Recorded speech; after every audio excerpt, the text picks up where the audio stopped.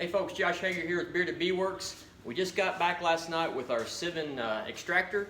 We went up to see Jim at the Honeybee and Connection there in Moorhead, Kentucky. We're going to get this thing unloaded.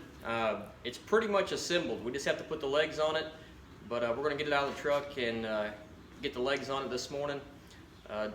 If you watched our video we put out this morning, we went up there to see Jim yesterday and he demonstrated this extractor for us and showed us around his storeroom.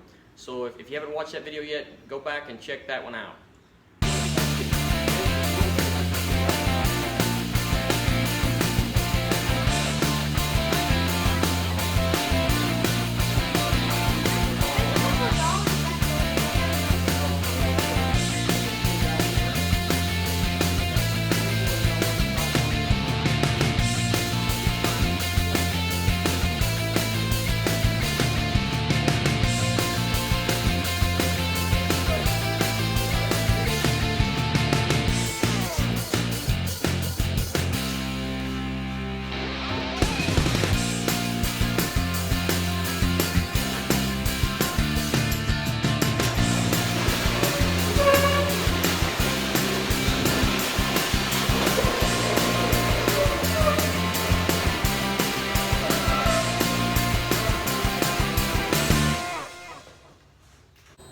Hey folks, so as you see, we've got the extractor together.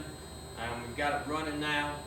I had a little hiccup, a rookie mistake I guess. I had this video all put together and edited and ready for you all, and I was moving some data around and thought I had everything backed up, and I lost a couple clips of the actual assembly. We put the legs on, hooked the extractor up, and it wouldn't run. So I wasn't real familiar with the controls on it, so I went through the controls several times, make sure I wasn't missing nothing. Kind of got to a dead end. Well, I called Jim at the Honey and Bee Connection, and we talked through the controls and some of the readouts. As you'll see in the video there's a digital display on the machine here, and we noticed that there was a symbol on the readout that was missing. So it took us a little bit, but we finally figured out that the machine thought the door was open. So when you open the door, it's running right now. You can hear it running.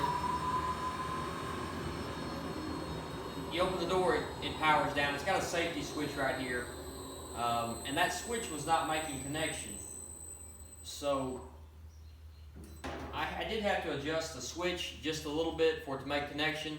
It was pushing the switch, but just not quite enough for it to make contact. So I did have to adjust that switch just a little bit, but after we got that adjusted, everything is running fine.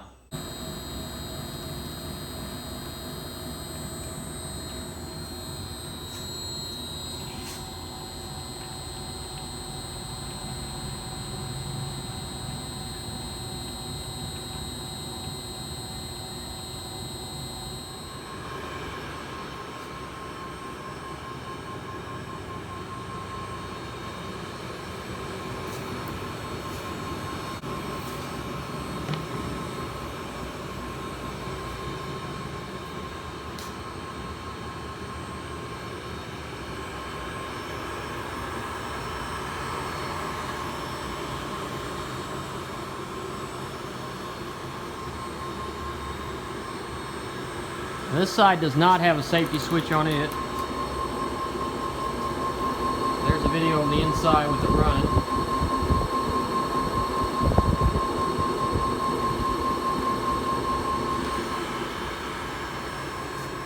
Yeah, the legs just attach here. There's a bolt here, a 1/2-inch bolt, and then there's a hand tightening, hand crank right here. Like Jim was saying, it's got handles on top, or bottom and top. You can lift the top off here, turn it off, and I'll show you a couple other things.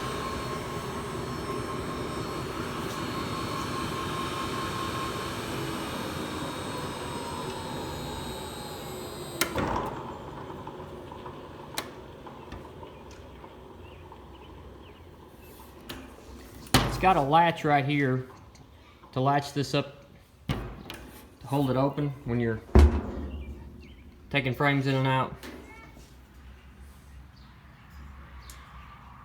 This is all stainless steel CNC machine basket.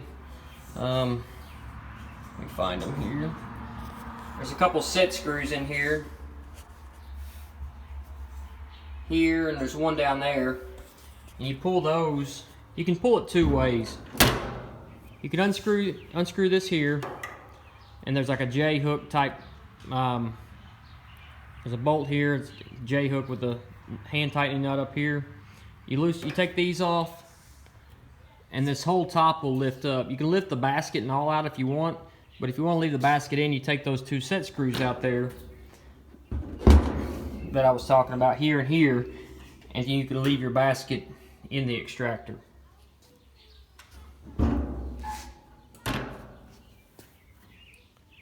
Everything seems to be, you know, pretty good. These are supposed to be pretty comparable to the Maxent extractors.